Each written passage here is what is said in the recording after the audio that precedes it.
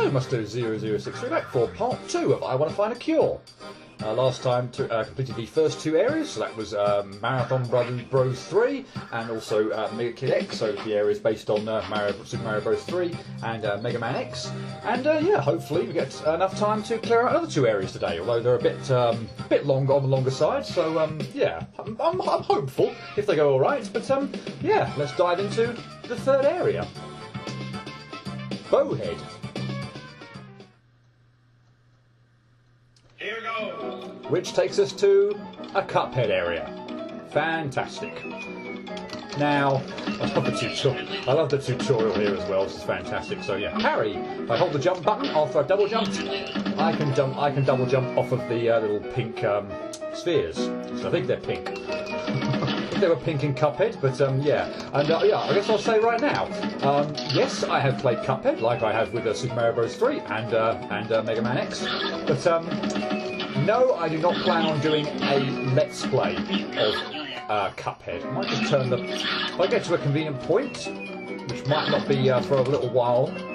Yeah, things are going to come at me. Sorry if this is a bit loud. I probably overestimated the volume this is going to come out at. So I might just turn the volume down when I get to a convenient point. In fact, I think I probably could pause the game actually, but let's just press on through the level and I'll turn the volume down when I get to a convenient point, which is now. Good. Get over here, let the save. Yeah, I'm just going to turn the volume down ever so slightly. The music here and the sound effects are a little bit louder than what I was expecting, so apologies for that. But anyway, yes, I have played Cuphead, and yeah, but I don't plan on doing a Let's Play of it, in case anyone's wondering. It seems like it could be something like a natural kind of game for me to do a Let's Play of, given my obvious I want to be the guy fangame kind of playthroughs and stuff like that, but and from that point of view, Cuphead was certainly a game that I didn't find anywhere near as difficult as obviously most people would do. That was terrible. It's just so funny to see sort of like the clip compilations of people absolutely just raging and losing going bananas on this game. Because I mean, admittedly, it is a hard game. Let's put it that way. I mean, I didn't experience it as being that difficult, but obviously that's coming. If I die again, lovely. I think playing things aren't very difficult, yeah. Obviously this is a slightly different game than that, but still. And indeed you had a health bar in real Cuphead, obviously, but now I don't hear. It's one hit and I'm dead, but still. It's not that difficult, to be honest. But yeah, no, it was just, it's obviously billed to be a very, very, very difficult game, and, it still is. I'm not going to say for a minute that it's an easy game, but, I suspect that I found it a lot easier than most people coming to the game would do. I think it only took me like maybe an hour or so to, I don't know if this is actually good or not far enough, but I think it only took me maybe about an hour or so to beat like the first area. So and that's about at least maybe 2 run and guns and 5 bosses or something. So have I done that correct? I have done that correct. Good. That bit there is probably the trickiest bit I actually find in this whole run and gun section of Cuphead here. That little section at the beginning there where you have to parry off of that was terrible. Where you have to parry off of these things because. Just it doesn't quite seem to sometimes the heights to align nicely. So like, for example, there if I set off like right at the beginning, I'm hoping it might work out a bit better. Yeah, it's sort of I don't want to say cyclical there, where if you set off a bit too early or a bit too late, it becomes problematic. Because why am I going through there? I need to hold off there and yeah, see like there again. I missed presumably the initial cycle, and then things got difficult. But yeah, I liked. Or the best thing to do there actually seems to be to just go right from the start and it'll work out fine. So take out the flower enemy from afar and then move under. Don't try and do too much in one go. I appreciate I'm not really talking about what a lot of the enemies do here, but we've got a lot of the sort of these kind of slime enemies which just kind of walk along the floor. When you shoot them, they sort of hide on the floor for a while. We've got acorns coming down from the ceiling. We've got these mushrooms which fire off poisonous clouds. We've got these piranha plant enemies. I mean, nothing is too tricky. We've also got these spike balls. Bravo! Through the run and gun section. But yeah, we've also got the spike balls, which you can parry off of, but yeah, when you don't need to, i.e., not over bottomless pits, then just try and avoid them as best you can. So yeah, I really do like that the Cuphead area. By the way, obviously that was the end of the run and gun section, by the way. Does bring us to a it does have a run and gun section, normal platforming and boss. So yeah, and yeah, the bosses in this version they're not so bad. I find one move on this boss, fun enough, the one I just died to twice, the Kermit the Frog attack, to be easily the most annoying of the three initial attacks that this boss has. So let's talk about this egg one. It just sort of bounces along the floor and shoots all the shockwaves along the floor. So if you can predict where it's going to bounce to, it's really not so bad at all.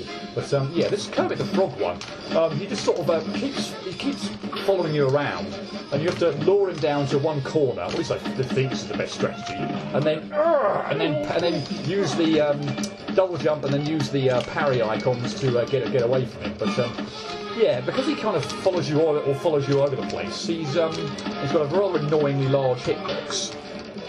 This can be a little tricky, and it's probably easily my least favourite of the three attacks. So, frankly, I wanted to do that one first because I'd like to get the annoying one out of the way as fast as possible. And it's slightly irritating this is the second one now because, well, we'll see what happens, hopefully when I beat it. But, yeah, this is, the toast is pretty much child's play. He shoots out a lot of this, jam, possibly? Which sort of comes down from projectiles, which basically boil down to projectiles coming down from the sky that you have to avoid. But yeah, ultimately, when you beat 2 out of the 3, so that's Kermit, the toast, and the egg, the set of eyes will start shooting down from the sky as well. And if it's the toast that's the third attack, I'm dead. Completely misread what the egg was going to do there. Its bounce height or bounce distance is different every time. But yeah, on the third one where the eyes come in and start shooting down, gunkers from the ceiling as well, it's very much like that attack. So ultimately, I don't even consider it as sort of really anything extra to have to worry about. If I'm fighting, the egg or indeed Kermit, then I think it's definitely an added annoyance. But for the toast, it's just more stuff to avoid. I'm going to be avoiding all this sort of stuff naturally anyway. There's a few extra bits of gunk or whatever from the sky that I have to avoid, but it just blends in with this attack. So, frankly, the third attack I want to be the toast all the time, just because the additional attack with the eyes is just it's so much easier to deal with on the toast. I think I probably like it least on this one, just because of some of the intricate moves I've got to pull off, or some of the intricate dodging I've got to pull off. But so that's something at least. But yeah, the egg bouncing around, having to avoid these things. I mean, it still shouldn't be too bad, admittedly. I just screwed up last time. I misread the bounce distance of the egg horribly, and it's not like this attack is difficult on its own to avoid. It's just I certainly wouldn't like it with Kermit the Frog mucking around as well. But anyway, when you take out the 3 attacks, we get our final phase. This will always be the final thing, by the way. The TV sort of comes to life, or whatever this, TV. And then he has 2 attacks. One where he just shoots out these coloured pieces of fruit, which is probably by far the easier of the 2 attacks to avoid, assuming you don't get cornered or screwed over. He does have another attack, which he very seems to rarely do, funnily enough. I don't know if he's going to get a chance to actually show it off here. He is going to. Okay, this one. But yeah, he seems to do the fruit attack or the cherry attack just far more often.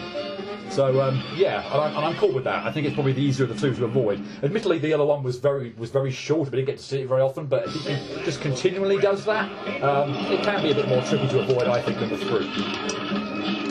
But anyway, yeah, we don't just have one boss to deal with. much like, well, I should say much like Cuphead, but Cuphead's pretty much all bosses apart from a few run and gun sections. Yeah, we have, it's sort of mimicking, I guess, the final boss, when we got that was just terrible. Terrible move, he stopped in a terrible place based on where I was. But yeah, he's, after every so often, he has a bunch of moves that he can do. So this one is sort of borrowed, from Crimson, from what I can tell. It's sort of like the green head, where you've got the skull on its head that detaches, and you have to outrun that. You've got an attack here with a parter with cherries or fruit down the bottom, and a wave attack you have to avoid. This one's far easier when he's not in the middle of the screen and I'm like directly under him, believe me, where he just shoots out these projectiles in shockwave kind of patterns. He spends a lot of time in this red form, just hovering from side to side, which is really not too threatening at all. He has a few other attacks. I'm not sure whether we're going to get to see them this time or not. It depends on how, I guess what moves he chooses to do and how long left we've got in this phase of the boss. Yeah, spoiler, this isn't the only phase of this boss. And that is not very nice. So we've seen most of the attacks, if not all of them. There's definitely one we haven't seen. But anyway, yeah, do enough damage in the first phase, and much like the final boss in Cuphead with the devil, we transition through the bottom of the screen, and we get a devil head fight. So first phase. You have 5 platforms on the ground. You just want to stick to one side. I tend to like to stick to the left-hand side and just shoot the eyes. He will shoot out projectiles in a sort of a spread shot pattern, which is probably the easier of the two attacks, frankly, I find. I know that's what got me, but I was being distracted by something else. This attack is probably the Biff attack from Culture, by the way. And good, we got to see this one as well. So I forget exactly what this is. It's very familiar, but apologies, I'm completely spacing on what it is. It feels like an attack from something from Camellia 3. But I'm sort of aware of it, but but I'm just completely spacing, unfortunately, on precisely what it's taken from, so apologies for that. Anyway, I'll talk about, I guess, the last phase again when we get there. Yeah, sometimes this attack is probably... It can be nice, it can be awkward. It just depends on the patterns in which he shoots those things out. I find the actual one, not a really annoying one, is the Crimson one, because you sort of have to parry off of the pink cherries that come in like the walls from either side of the screen. Sometimes you can just jump over them, but sometimes they're like too high to get over, so you have to parry like one of the cherries. It can be kind of irritating. This is his other attack where he shoots out the sort of cherry bombs, if you will. So they're not too bad. You just want to try and kill them, take them out as quick as possible, because they will linger on the screen and blow up. And then for the final phase, we do have this is effectively his final phase. It's not like Cuphead where actually we have 3, I guess, sort of phases to the final boss, or this form of the final boss. Yeah, he has only got 2 here. But you want to ideally take out the floating heads as where possible, but principally, I guess, just shoot him in the eyes. But where possible, I would just like to try to take out alternate taking out the 2 faces on either side. But he goes down pretty quickly. And that is Cuphead complete. Well, actually, we've got a little cutscene to come. So we're holding up the little boss at gunpoint, and he appeases us by handing out a piece of delicious fruit, presumably for our cure. And apparently that's enough to completely mitigate all hard feelings, and we're done. I like that area. I apologise if the sound was quite loud there. I'll see what it's like on the beginning of the next area. I don't think it's going to be quite as much going on screen, so apologies if that did come up a little loud, but and it's gone by pretty quickly as well. But again, what can I say? It's nothing in this game is particularly difficult, I find, and as I say, I'm not playing it blind, so I know what's coming. I know about all the sort of boss attacks, but I find the 2 bosses there, the TV initially, and indeed the whatever that thing was, the sort of fake devil or Biff thing or whatever it was, the second boss. Pretty straightforward for the most part. There are a couple of attacks mainly on the first phase that catch me off guard a few times. But yeah, I find the second phase to be quite straightforward, really. There's tons of room to avoid stuff. You've got 3 platforms for that second phase of the final bit as well to have to mess around with, rather than just one that you get, you know, in the final phase of Cuphead's final boss for real. So yeah, it's everything is you've got lots of room to avoid everything, and yeah, it's not too difficult if I do say myself. And yeah, moving on to area 4. The end is Guy. And this is the area that is going to take a while, because it's quite long. It's not the very long one, and yes, I did need all those verries, believe me. I'll probably intro the actual stage with that many verries again, because it needs to be said. But yeah, anyway, we're into the end is Nigh section. And I really like this one. It does go on for a little bit, and I will show off the gimmick there. You can clearly see ledge grabs. So the idea being that, yes, sometimes there'll be ledges that we just can't quite reach, but obviously not this one, because I can just easily reach that.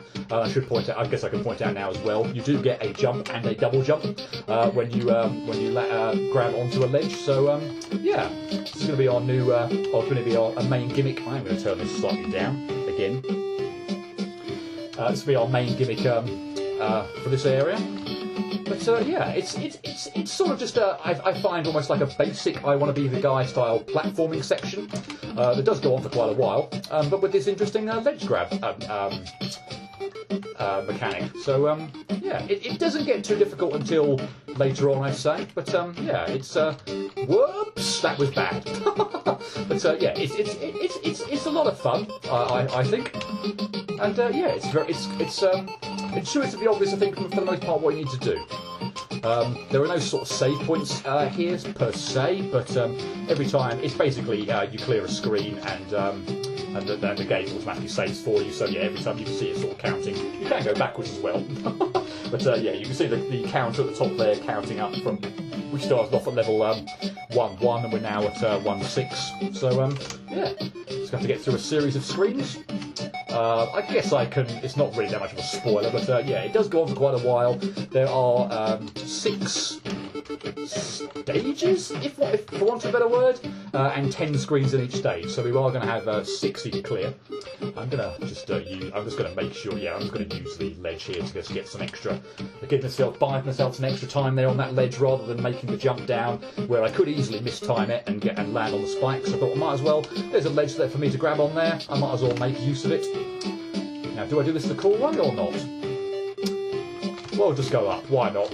Let's not take liberties. You can get through there. You definitely can get through there. You can probably even get through there without even needing to hang on the ledge. But yeah, there's a path upwards. So let's just do that and make life easy for myself. Why not? I'm all about making life easy for myself in these types of games. But yeah, I'm sort of struggling to immediately think of like new gimmicks that the stages or the stages sort of implement. I mean, there are definitely you'll see a sort of a tone change somewhere down the line, but I'll keep an eye on things actually as we go through as well and see if I can detect what's different. I mean, this first level just feels like fairly stacked. Whoops, so double jump for some reason there. Feels like fairly standard, standard platforming. So I don't think there's anything too amazing.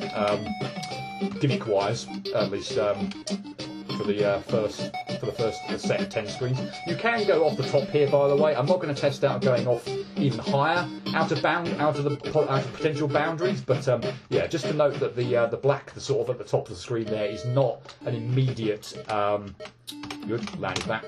It's not an immediate. A border kill or death or anything like that. So yeah, just to note on that front. And while I'm here as well, because it did actually play out in that last screen, when you are sort of clung on here, you can't just drop off. So for example, it's not like I can just do like a dip jump or something like that. When I'm on here, like I'm pressing left, pressing right, I'm not getting off here. I do have to jump in order to get off here. So I don't know whether that's hypercritical, but it's worth pointing out just as a something to note. Wow, as to how the gimmick actually works.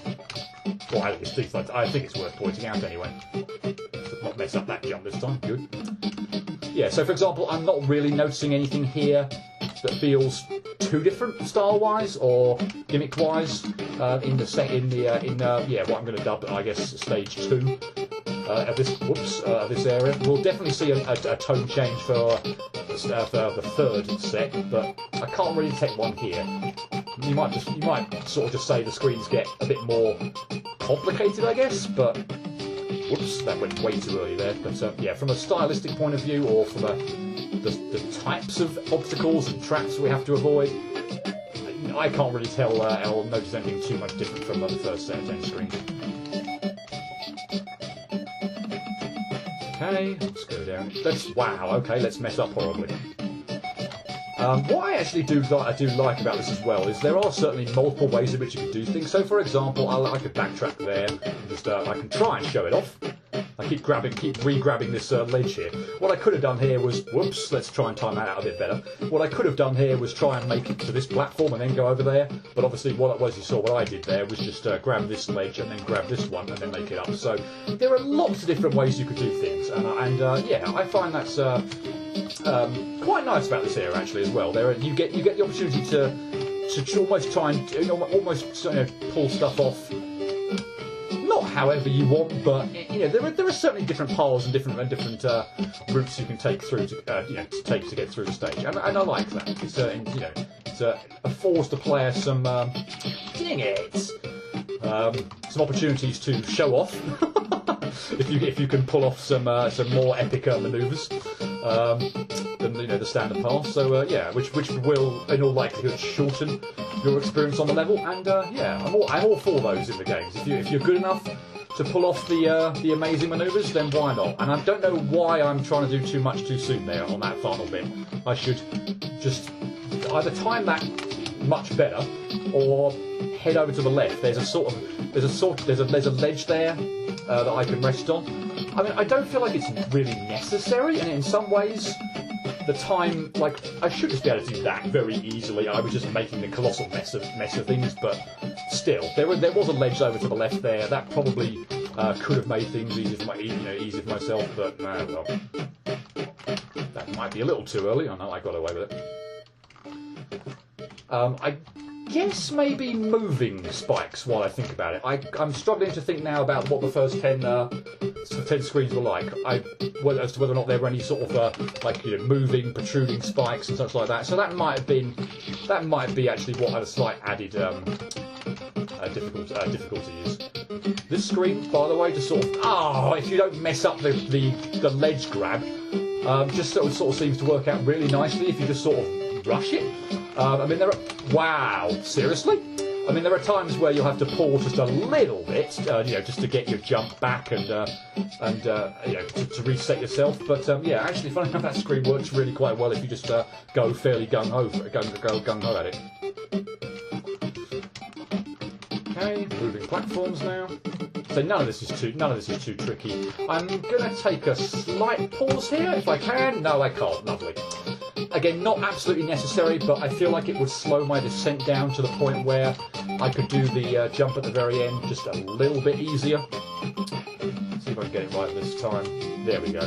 So yeah, now I'm doing that where I'm a lot closer to the spikes. I can time that out a lot nicer than having to make it all the way from the top. It's still very doable from the top, but yeah, it gives myself a little bit of extra time there to react to what's going on. We're going to go down there. I think we can grab that, can we not? Yeah, cool. And I think we can just pretty much just jump down there, yep. Okay, cool. That brings us to the last carrot. Yeah, I'm sure I can make that. Yes, and then we'll go up. There's clearly a way at the bottom as well, but yeah, with the protruding spikes, it's a little bit more of a thing. So yeah, and again here, I'll take a little just brief pause here just to make that last jump just a little bit easier for myself. Again, not too bad, but again, why not make it easier for myself where I can do? And now we'll notice the tone change. So yeah, it's a lot more colourful all of a sudden. We've got new enemies. We've got missing double jumps, unfortunately. But yeah, now we were into the music's changed, the atmosphere's sort of changed. It's a little more jolly now. It's a bit more sort of foreboding, previously. Whereas yeah, it's just a bit more upbeat now. But yeah, we've got a clear colour change, and we've got these moving sort of gunk, for want of a better phrase, to have to deal with now. So yeah. I do like this sort of... Oh, I grabbed the wall there. I was wondering why I wasn't moving anywhere to the right, but apparently I'd grabbed the wall there. So I was just stuck on it. And again, just holding right or left when you're grabbed on a wall won't unstick you from it. You actually have to physically jump off of it. So yeah, just bring that up yet again. So yeah, no, I actually really like this whole area. It's a lot of fun. It's not too difficult. Yeah, it's just using and getting to use. Even it's just such a sort of simple mechanic, you know, the grab onto a ledge, but it's just so nice to do. Just sort of pull off some of these manoeuvres. I think I could have gone there a lot quicker than that, but again, not going to take any liberties. Let's give myself a bit of breathing room. We could show off a little bit here, I suppose, and just avoid. We could try and show off and then die horribly on a spike because I didn't get my double jump while I'm attempting to show off. But yeah, clearly you can go down there. But of course, yeah, there's an upward route if you want to do that as well. So yeah, take whatever path you fancy there. I jumped way too. Yeah, the platform there was going to go up, and I wasn't going to get on it. So yeah, cool. Nearly messed that up, but thankfully I was able to backtrack. That was bad. I don't know why I didn't just go for the exit there. That was terrible. There we go. Okay, are we fast enough to get through there? We are. The enemies, by the way, and probably true for spikes as well, have different cycles depending on whether you just entered the screen, or whether you're sort of just whether you just entered the screen or whether you died and spawned in. So sometimes it can be helpful to or sometimes the very first sort of timing and alignment and whatnot is really helpful. Sometimes, you know, almost by necessity, if you're going to die on a screen, it will reset. But yeah, sometimes the initial setup is more helpful to get through, or it's just easier. And sometimes having a version where you've died and it resets itself is can be more helpful. So yeah, probably a bit of a lottery, frankly. Depends on your speed running tactics and probably other bits and pieces as well. Just wait for that one to pass. Yep. Good. So we're more than halfway through, by the way, now as well. As I said, there are 6 stages, if you will, and 10 screens in each. So yeah, we're partway through the 4th one now. This one's probably terrible, yeah. And now you'll see if I do the exact same thing here, I actually have to jump this one, and that's not a very good demonstration at all. But I think what you'll find now is I can probably just do something like that, which I don't think I could have done previously. So yeah, hopefully, probably wasn't a very good illustration, but an illustration, if nothing else, at least, that the cycles are indeed different when you first enter and if you die. We're going to need to grab that, aren't we? That was bad. And I'm not actually sure on first viewing now whether I want to go over that thing or under it. I think I probably want to go over it. There's just a ton more room over it, so that was terrible on my part. And I like things like that as well. I'm sure you can make that jump. I don't fancy dying or redoing this level to prove that point. I'm sure you can make that jump without needing that ledge grab here. But the fact that it's there means you don't have to pull off anywhere near as precise a manoeuvre, and you can just get on with your merry day. So yeah, like that a lot. Okay, let's try and find a suitable time. Now looks good. Cool. That was a little bit more, a little bit closer than I would have liked, but still okay. Ding it. Okay, yep. Nice pattern there. This one just seems very easy at the top there. I don't know quite what. Is that going to hit me? No, it's not. Good. So I can take my time and do that a bit better. Yep. But yeah, the top of that screen just seems, I don't know, like way too easy for how far we are into this area now. But yeah, there's just a whole ton of room, and you don't really have to do too much, do too much at all with that. Pause here again. Sure, I could make that. Actually, no, I don't think I could make that. No, let's not even try thinking about making that without the ledge grab. I think that's more or less a necessity there. It might actually be possible, but it looks blooming awkward. Yeah, that was awful. So let's hope now, if we sort of set off a bit quicker, we'll get a slightly different pattern. I'm going to miss the platform. Ding. So yeah, we definitely have a different pattern here for the enemies. Oh bother! I think what I might have to do here then is actually wait. Well, I don't know. Let's not die on the spikes when you're jumping off. I do find that is a way that you're probably going to die quite a few times. You'll probably just jump off of the ledge and you'll sort of naturally hold the direction you want to go, and what often happens, because you're a little bit lower, below the ledge, you'll just sort of hit the edge of the spike. So you have to be wary of that. I would probably recommend, for the most part, where you can, obviously if there's no spike next to you where you have to make that manoeuvre, fair enough, but jump up sort of vertically initially and get a lot of extra height before moving off to one side if there's a spike next to you, because otherwise you're liable to hit it.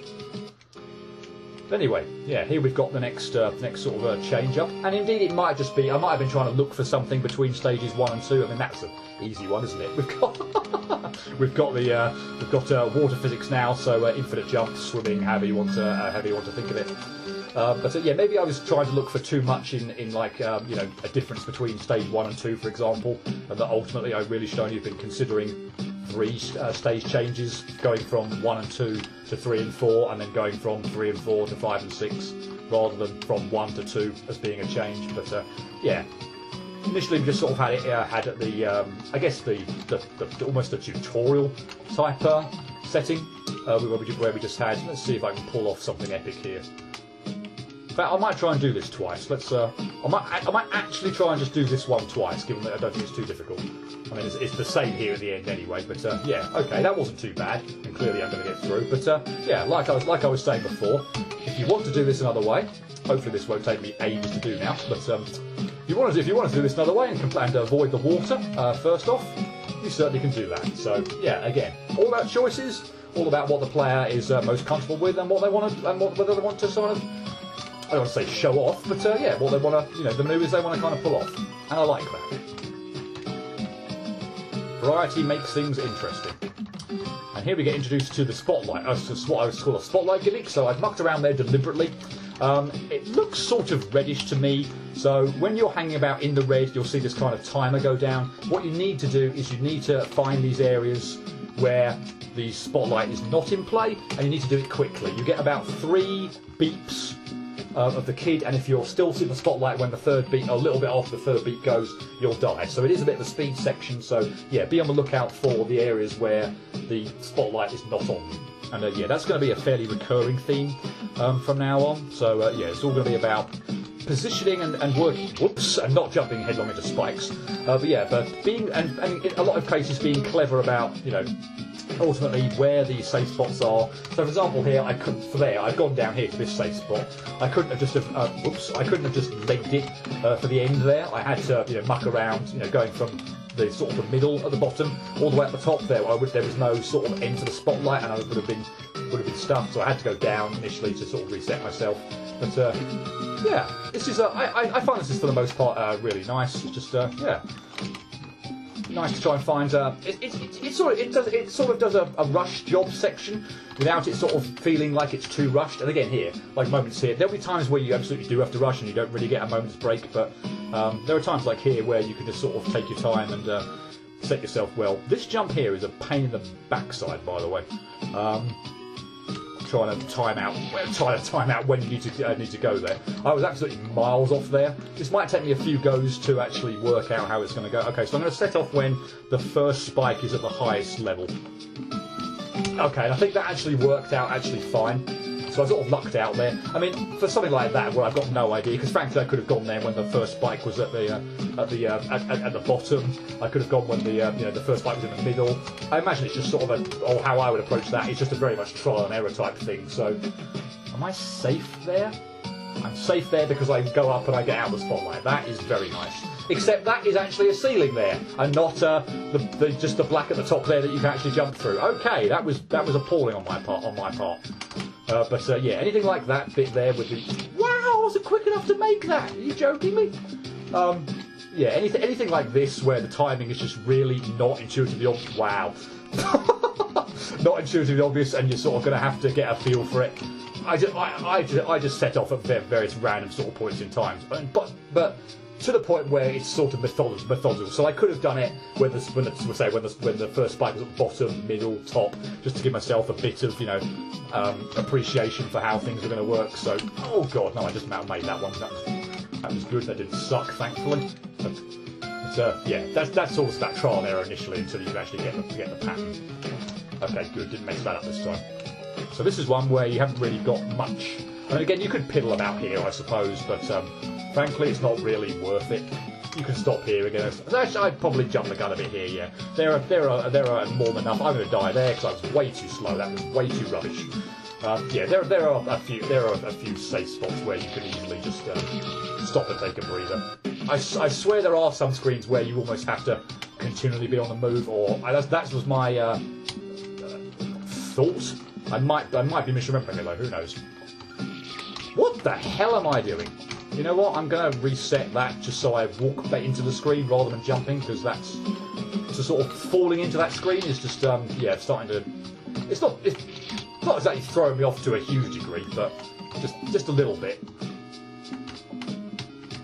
And it's enough to start getting annoying. Okay. Cool. Okay, last screen of stage 5. Which has probably got a little bit more involved in it than a lot of the other screens. We've got water, actually making use of ledge jumps, going quite a way off the beaten path to find areas where we're safe. But yeah, this one sort of does a very good job, I think, of combining all the mechanics and gimmicks that we've seen thus far in this area. There's water here. What am I doing? I do not need to ledge grab there. That's just awful on my part. I mean, I could have ledge grabbed. Ledge grab doesn't quite sound right, but let's go with that. That's not working for some reason. Oh, it's water. No, in fact, you can't. Okay, so proof of concept. Proof of concept. You do not ledge grab when you're in water. So yeah, when you're in water, just for goodness sake, use the swimming or infinite jump physics to get through. Obviously here, for example, I'm not in the water, so I can ledge grab, but yeah. This bit at the top is interesting. Just yeah, be on the lookout here for the top for the spikes when they're at their highest point, and then run underneath them. I made that look a lot more difficult than it is by backtracking and because I just set off at a terrible point in time. You can do that with just one go through if you time it well enough, but even so, it's still not that difficult. Let's go the way without water, shall we? I don't fancy doing sort of too much at this point in time where I start doing different paths, but yeah, I've got the top route, and I think I did it first go as well, but yeah, there is a bottom path you can take if you so wish as well, but yeah, no, not going to do that. I'm just going to move on into probably what is the most difficult screen, I think, of this whole area. I'm not a fan of this one. It's incredibly awkward with the moving and the protruding of these spikes up and down to get the position to get through. It's not the worst thing in the world, but I do find it I find it genuinely quite tricky, and I certainly don't have sort of like a set pattern that I have in my mind as to how to get through it. I find it rather ironic and the tiniest bit irritating that it happens to be screen 6.3, i.e. 63, that is my most annoying stage of this whole area by an absolute mile, as if it wasn't evident enough by all these deaths. Yeah, no, I do not like this screen. I think that's pretty evident already. Yeah, no, this is tricky. I find this one very tricky, and thankfully I got through it because yeah, that one is nasty. It's not so bad, but yeah, I think I genuinely find that one the most difficult one of this whole area. That's bad. Get in the thing quickly. There we go. See, look at that. Screen 6.4 cleared on like first or second go. 6.3, I had about, I don't know, at least 30 deaths there. Comfortably, I'd say. I think, anyway. Who knows? This generally sucks, and yeah, I think what I'm going to have to do here is almost rush this and try and get an idea for the pattern, because this bleeding spike thing in the middle here is bloody irritating. And I do wonder whether I can actually bypass the thing if I maybe wait a little bit longer at the top there. But yeah, this one is also actually I find rather irritating. The no chance of doing it that way anyway. I need to wait there a bit longer or pull off a longer jump or something. But I presume what you're meant to do is sort of go down here. But the spotlights make it like really awkward for you know, because you can't just rest on the platforms. There's also spikes on top of the platform, by the way, as well. So you can't just you obviously just can't just ride the thing anyway. But the spotlight makes it nigh on impossible to do it. I'm going way too early there.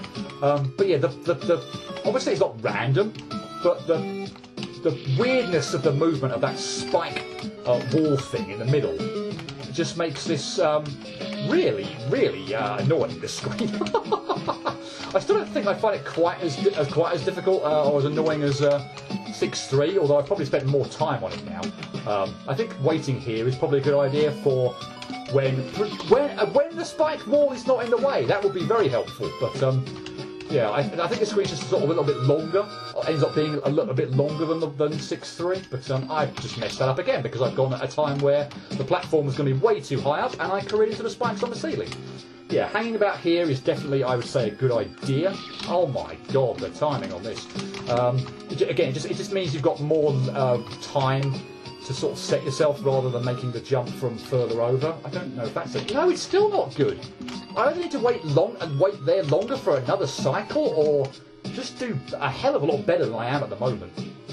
I'm going to wait for another cycle. I'm safe here. The spotlight's not going to get me, so yeah, alright, let's take my time, be a bit more patient, and yeah, that seems to be the order of the day there. So yeah, no, 6.3 and 6.5, I remember being, oh, that's the spotlight and not not safety. That's terrible on my part.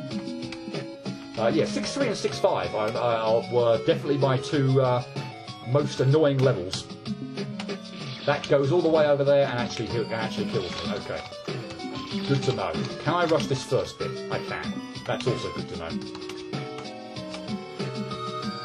So one of the keys I find here is not getting. Oh, there are protruding spikes there. Dang it! Is not getting. It's not grabbing the edge of the ledge on the area where that spike wall is, because you can. You sort of want to you need to do this quite quickly. And yeah, there we go.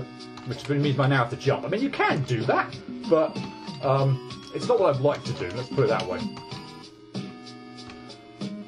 And I think, frankly, that's sort of the end of what I would call the more tricky screens. Although you wouldn't know it from my showing so far. What the hell? Oh, come on.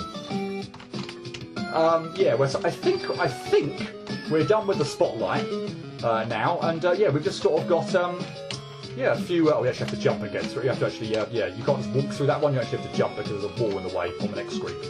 But yeah, we've just got good old regular water platforming and such like that, and yeah, we haven't got the spotlight to deal with or anything at the moment now. So yeah, I do generally find the later stages, if you're not doing stupid things like that, yeah, quite a bit easier actually. It's sort of, and I don't mind that. It sort of winds down actually, going toward the end, which is not the worst thing in the world. That's pretty much it. Cool, because stage 16 is a joke. And yeah, if you die on the screen, then give up playing fan games. Cool. And that brings us to our quote-unquote boss. Which isn't really a boss, per se. It's just more of a chase segment. But it's kind of a cool way to end this area. So yeah, we have got one little... we have got one thing we have to do before we finish with this area. And yeah, basically we just have to outrun this wall that's chasing us. I'm probably not going to do it first go because, well, definitely not if I'm going to miss my jump. But if I set off right from the start of the here now, the cycle works out perfectly, and I can get ahead of that spike. I can also sort of get in here and do this quick as well. So, yeah, again, it's sort of, if you don't mess up the ledge jump or the ledge grab there. But yeah, the first go when you just spawn in, obviously because you've not died or failed on it. the cycle is not quite. Oh, dang it! It's not quite set up as nice as it is, funnily enough, here. So, as I say, it goes back to that earlier point I made about cycles sometimes being to your benefit and sometimes being to your hindrance. Thank you. Tone change at this point in time? Not that it really makes a lot of difference. Oh no! And now I'm way on. Yeah. I sort of, because this took quite a while when I first did it. I sort of have a rhythm for this. So, wow. If I'm gonna mess up 2 ledge grab jumps, then I'm going to completely offset the pattern from where I know it's going to be or where I want it to be. So yeah, that was terrible. So let's hope we can just do this much quicker this time. Thank you. Yeah, there we go. So here should be good now. And I'm late here, and I'm probably not going to do this. Yeah. I took too much time there. That was bad. I need to have probably jumped down off of that ledge where I had to manoeuvre through the gunk or whatever. Much quicker than that. I took my time, or took too much time, and that messed me up. So let's go now. Yeah, and then this and then I catch this platform on this cycle. Yeah. So I'm definitely ahead of where I was last time. Don't think I've done that very well. I don't even know what I'm doing there, going over to the left-hand side. There's no point whatsoever. So yeah, despite the fact that I have a rhythm and some sort of a pattern for cycles and stuff like that, I'm still misremembering where to go. Good job. And I keep messing up that stupid ledge grab jump here, where I'm just not going far enough to the right to grab the ledge. That's just there. So dumb.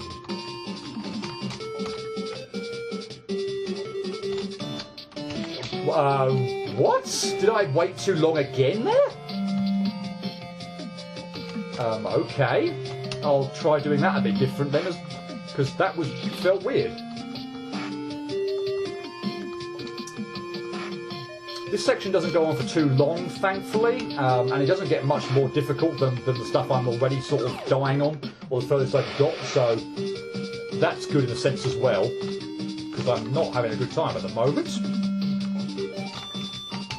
That was not really what I want to do, but I'll take it. Cool.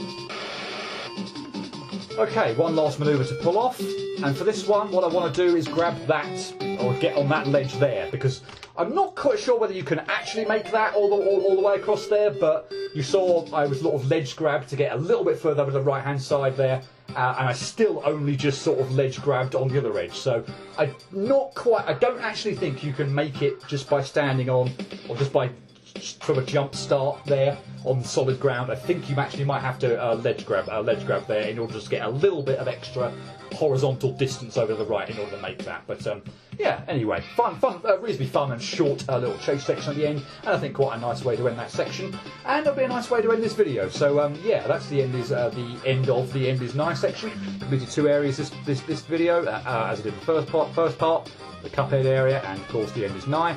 So yeah, I'll leave it there, and next time hopefully I'll be able to take out the next 2 areas. And once again, I won't spoil what's coming up next. I don't know whether you can tell, or whether you've got obviously an inclination, if obviously you've not already played the game and know what's coming from the signage there and whatnot, what might be coming up. But yeah, I won't spoil it. I'll leave that as a sort of surprise for next time. And yeah. Not too shabby this video. Got through 2 slightly longer sections, particularly that the end is Nigh section. That probably took about half an hour, if not more, to get through. But as I say, there's 60 screens and a regular sort of stage, and then a chase section afterwards. So it is noticeably longer than the other sections, particularly the Mega Man X one, which was I think unfortunately sort of criminally short. I would have loved that to be a bit longer. That feels like it sort of ended just as it started. But anyway, yeah, the end is Nigh section is a little bit longer. But hey ho, still going to get this video with the Cuphead at the end is Nigh sections done under 50 minutes. So happy days. Yeah, I'll leave it there, and I hope you join me next time for part 3, when, as I say, I hope to take on, or hope to complete the next 2 areas. Until then, cheerio.